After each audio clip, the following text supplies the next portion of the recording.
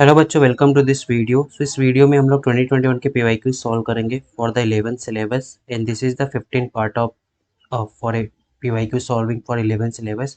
इस शिफ्ट में हम लोग 30 सितंबर पीसीबी शिफ्ट का पेपर सॉल्व करेंगे एंड ये सारे टॉपिक्स कवर करेंगे हमेशा की तरह। So before starting please subscribe my YouTube channel and join the telegram group, okay, and follow me in academy for the complete preparation of MSTCT physics। Already 90 lectures लिए हुए हैं, आप वो सारी रिकॉर्डिंग्स देखिए, आपका फिजिक्स का स्कोर बूस्ट कर सकते हैं फॉर फिजिक्स MSTCT के लिए। Okay, so let's start. पहला क्वेश्चन आपको क्या दिया गया है? A force produces an acceleration of 6 metre per second square. आपका फोर्स क्या होता है? Mass into acceleration. एक्सेलरेशन क्या होता है? Force by M. सो पहला डेटा आपका क्या है यहाँ पे? 6 equal to F by M one ले लो। Okay, for a body of mass m1 था। फिर सेम फोर्स है आपका, फोर्स सेम है for an produces an acceleration of 4 metre per second square for a combined mass of m1 plus m2। So पूछ रहा है कि यदि आपका वो सेम फोर्स मैंने m2 के लिए लगाया तो आपका एक्सेलरेशन कितना होगा फॉर m2 के लिए ओनली। ओके, तो ये क्या होगा ये पूछ रहा है। सो आपको ये डेटा से आपको क्या मिलता है? यहाँ से आपको क्या पता चलता है? एफ इक्वल टू 6m1, और यहाँ से क्या पता चलता है? F equal to 4m1 and 4m2। ये दोनों का लेफ्ट हैंड साइड सेम है, इक्वेट करो। 6m1 equal to 4m1 plus 4m2, 2m1 equal to 4m2। So आपका m2 क्या हो गया? m1/2। सो यहाँ पे आप यदि पुट करते हो एफ m2 की जगह पे, यहाँ पे m1/2। सो क्या हो गया? 2f/m1, और f/m1 आपको यहाँ पे दिया गया क्या है? 6 है। सो 2 इंटू 6 कितना हो गया? 12। So correct answer will be C. Next question क्या दिया गया है यहाँ पे? ओके, इफ मेरा स्पीड ज़्यादा रहेगा तो आप यूट्यूब में ऑप्शन जैसे आता है आपको 1x 0.75x पे देख सकते हो, ठीक है। The two bodies of masses 2m and 8m are placed at a distance. आपका एक मास 2m है और एक मास 8m है, दोनों क्या है? Eight a distance of r पे प्लेस किया है। The gravitational potential at a point on the line joining them is zero. Okay, मान लो कि ये डिस्टेंस जो है x डिस्टेंस फ्रॉम 2m है। सो आपका रिमेनिंग डिस्टेंस ये क्या हो जाएगा? r minus x. ओके, सो इस पॉइंट पे आपका ग्रेविटेशनल फील्ड क्या है? जीरो है। सो ग्रेविटेशनल फील्ड का फॉर्मूला क्या रहता है? gm/r²। सो इस पॉइंट पे due to this mass and due to this mass total field क्या रहेगा? Sum of the field at this point zero रहेगा, बट दोनों अपोजिट डायरेक्शन में रहेंगे, आप इक्वेट कर सकते हो। So due to this mass 2mg 2gm, और आप ऐसा लिख सकते हो g into 2m upon x² equal to आपका g into 8m divided by आपका ये डिस्टेंस कितना है? r माइनस एक्स का स्क्वायर। सो ये आपने सॉल्व किया, कैंसिल, जी कैंसिल, आपका क्या है यहाँ पे? 2/x², 8 upon r minus X का स्क्वायर। यहाँ पे ये कट किया आपने, क्या आ गया आपका? r माइनस एक्स का square equal to 4x²। So r minus X equal to 2x। So यहाँ पे आप सॉल्व करो, r equal to X plus 2x, r equal to 3x। So x का वैल्यू आपका क्या आ गया? r/3। ओके, फॉर 2m मास के लिए, इसके लिए क्या आ गया? r माइनस एक्स, r/3 कितना आ गया आपका? 3r/3, sorry 3r minus r, ये क्या आ गया आपका? 2r/3।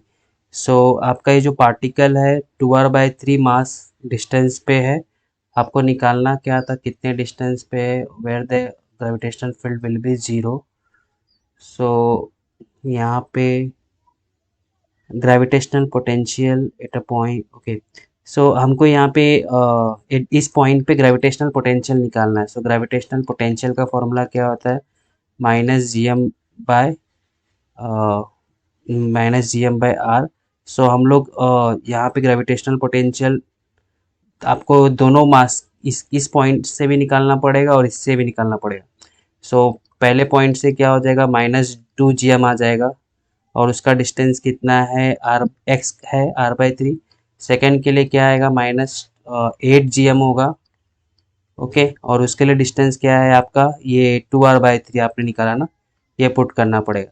So total gravitational potential आपको निकालने के लिए आपको यहाँ पे माइनस करना पड़ जाएगा gravitational potential GP1 minus GP2। Okay, so -2 GM/r/3 minus of minus यहाँ पे आपका जस्ट अ सेकेंड यहाँ पे। ओके, टोटल के लिए ओके ग्रेविटेशनल पोटेंशियल क्या है, स्केलर क्वांटिटी है। ये क्या होता है आपका स्केलर क्वांटिटी होता है, तो यहाँ पे आपको माइनस नहीं होगा, आपको प्लस करना पड़ेगा। सो ये ऑलरेडी माइनस है, तो यहाँ पे 8 GM अपॉन यहाँ पे नीचे क्या है आपका 2r/3। ओके, समझा ना, ये दोनों आपका माइनस में ही है इसलिए माइनस। तो यदि आप इसको सॉल्व करते हो तो आपका आंसर आता है -18 GM/r। सो हम लोग ने पहले क्या किया, हमको ग्रेविटेशनल इंटेंसिटी दिया था, हमने एक्स और आर निकाला, मतलब पॉइंट निकाला कहाँ पे ग्रेविटेशनल फील्ड 0 है, फिर उस पॉइंट पे ग्रेविटेशनल पोटेंशियल निकाला। ओके, और ग्रेविटेशनल पोटेंशियल स्केलर क्वांटिटी होता है, इसलिए दोनों को हमने क्या किया, ऐड किया। ठीक है, आई होप आपको समझा रहेगा। नेक्स्ट प्रॉब्लम देखते हैं। Focal length of concave lens is 30 centimetre to form the image 1/5 of the size.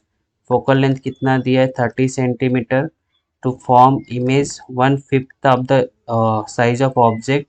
Object must be kept in the from the of the lens at a distance of, आपको U निकालने को बोला है यहाँ पे। सो F तो आपका convex concave है, कॉन्केव के लिए एफ क्या होता है, निगेटिव होता है। और ये M/V/U ये आपका पॉजिटिव रहता है for concave. So V = U/5 आपका फॉर्मूला क्या है। ओके, सो V की जगह पे आपने क्या डाला, 5/U माइनस 1/U। F आपका -30, बेस सेम है तो 4/U। सो आपका U = -30 × 4 -120 centimetre. Correct answer will be B। Next question क्या दिया गया है आपको,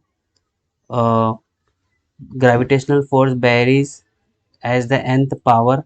सो ग्रेविटेशनल फोर्स आपका जो वेरी कर रहा है nth पावर ऑफ r⁴n, मतलब आप सीधा ग्रेविटेशनल फोर्स ये लिख लो। And then the time period of planet in circular orbit of radius R around the sun will B.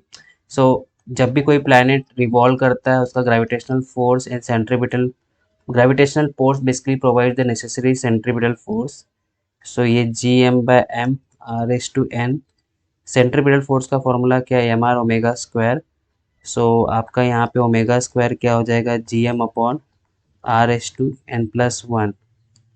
Okay, और आपका ये ω² है, सो ओमेगा इक्वल टू क्या हो गया, √Gm। और ये उधर जाएगा तो हाफ होता है ना, ये 2 = इधर हाफ, इधर 1/2 मतलब हाफ पावर मतलब रूट हो गया। यहाँ के लिए मैं n1+/2 लिख रहा हूँ। ओके, और ओमेगा अभी क्या होता है आपका 2π/T √Gm r⁴n+1/2। सो आपका time will be proportional to r⁴n+1/2। Correct answer will be यहाँ पे क्या हो जाएगा आपका D। नेक्स्ट क्वेश्चन क्या दिया गया है, a uniform metal wire has a length L, mass M, density ρ, it's under tension T and V the speed of transverse wave, area cross section. Speed क्या होता है, T by mass per unit length. Mass per unit length equal मास क्या हो गया आपका, volume into density, ये volume है into density, ये कैंसल, एरिया इंटू रो। सो आपका T/एरिया इंटू रो, दोनों साइड स्क्वायर किया, V² = T A ρ। सो आपका एरिया क्या हो गया, T/V² रो। सो यहाँ पे आंसर क्या होगा आपका, A will be the correct answer. Next question क्या दिया गया है, train is moving towards a stationary observer. आपका ऑब्जर्वर है, सोर्स है, ट्रेन है, it is moving towards the stationary observer with a speed of 33 metre per second. The train sounds a whistle of, आपका frequency क्या है, 450 hertz. Speed of sound कितना दिया है आपका V, frequency heard by observer, ये नहीं आपको निकालना है। सो ये नहीं इक्वल टू क्या आएगा, V आपका V-V0 होता है बट V0 0 है, आपका V-VS n। सो V कितना हो गया आपका 450, आपका n कितना दिया है यहाँ पे, n 450 था, V आपका 330 दिया गया है कि स्पीड ऑफ साउंड है 330 - 33 450 इंटू 330 अपॉन 297, ये आपका 10 हो गया, ये आपका 9 हो गया, 9 से इसको कट किया 50 आया, 500 hertz. Correct answer will be A. Next question क्या दिया गया है, the size of real image produce by convex lens of focal length F is M times, so आपका M equal to V by U. Okay, M times बोला है size of real image, मतलब V equal to क्या है, minus M U. Image distance आपको V निकालना है, 1/b minus 1 equal to 1/f होता है। आपको इमेज डिस्टेंस निकालना है, इसलिए आप u को की जगह पे सब्सटीट्यूट कीजिए, equal to minus V by M. So 1/u, U क्या हो गया, m by, so 1/b minus of ये आपका M B. Okay, so 1/b m/, मैंने बहुत बच्चों को देखा है कि वो इनमें कंफ्यूज रहते हैं कहाँ पे। सो ध्यान में रखो, कॉन्वेक्स लेंस के लिए जब भी रियल बोला मतलब आपको यहाँ पे निगेटिव लेना है। कॉन्केव के लिए हमेशा जब भी m हमेशा पॉजिटिव रहता है। कॉन्वेक्स के लिए कॉन्वेक्स के लिए जब भी रियल बोले तो निगेटिव लेना है, वर्चुअल बोले तो पॉजिटिव लेना है। ओके, एक ही केस है जिसमें आपको यहाँ पे प्लस लेना पड़ता है कॉन्वेक्स के केस में, जब यहाँ पे वर्चुअल बोले, अदरवाइज सब टाइम पे निगेटिव लेना है। ये इसमें बच्चों को बहुत कन्फ्यूजन रहता है। M is negative and F is positive for convex lens. Okay, ये निगेटिव रहता है जब आपका रियल इमेज रहता है, पॉजिटिव रहता है जब आपका वर्चुअल रहता है। For concave M is always positive और F is always negative. Okay, ये मैंने कॉन्केव का बताया है, ये मैंने कॉन्वेक्स का बताया है। ये पॉजिटिव कब रहता है, वर्चुअल इमेज के लिए, और ये निगेटिव कब रहता है, रियल इमेज के लिए। ठीक है, ये ध्यान में रखना है, बच्चों को हमेशा डाउट रहता है। सो हम ये सॉल्व कर रहे थे, तो आपका ये बेस सेम है। सो एफ इक्वल टू क्या हो गया आपका, सॉरी आपको वी निकालना था, we equal to F 1+m, मतलब correct answer will be C. Next question क्या दिया गया है, one end of thermally insulated rod is kept at temperature T1 and the other end क्या है, T2 है, एंड दोनों का लेंथ L1 एंड L2 दिया गया है आपको। Okay, having thermal conductivity K1 K2 दिया गया। टेम्परेचर T, ये जंक्शन का टेम्परेचर निकालना है। सो आई थिंक इसका ऐसा सेम प्रॉब्लम हमने लास्ट लेक्चर में किया था, Q/T इक्वल टू K1A। ये heat transfer per unit time same रहता है, T1 minus T upon L1। इधर पे क्या होगा, K2A T-T2 upon L2। Okay, ये आपको सॉल्व करना है। जब इसको आप सॉल्व करोगे तो आपका answer K1 T1 L2, K1 TL2, K2 TL1 minus K2 T2 L1। Okay, आपको कॉमन लेना है, टी वाले जो फैक्टर्स है वो आप कॉमन ले लोगे और सॉल्व कर लोगे। K1 T1 L2 plus K2 T2 L1, आपका K1 L2 plus K2 L1। सो करेक्ट आंसर यहाँ पे आपका क्या हो जाएगा, सी। ओके, नेक्स्ट क्वेश्चन क्या दिया गया आपको, a ray of light from a monochromatic point source is incident at a point on the screen. If thin mica film of form में इंसिडेंट पॉइंट, आपका मोनोक्रोमेटिक लाइट इंसिडेंट है, बोल रहा है यहाँ पे एक मिका का सीट ला दिया। सो रिफ्रैक्टिव इंडेक्स एन, इसका रिफ्रैक्टिव इंडेक्स एन है, ऑप्टिकल पाथ कितना होगा। सो ये थोड़ा सा डिस्टर्ब होगा। सो ये ऑप्टिकल पाथ के लिए ध्यान में रखना, फॉर्मूला होता है रिफ्रैक्टिव इंडेक्स इनटू उसका थिकनेस -1।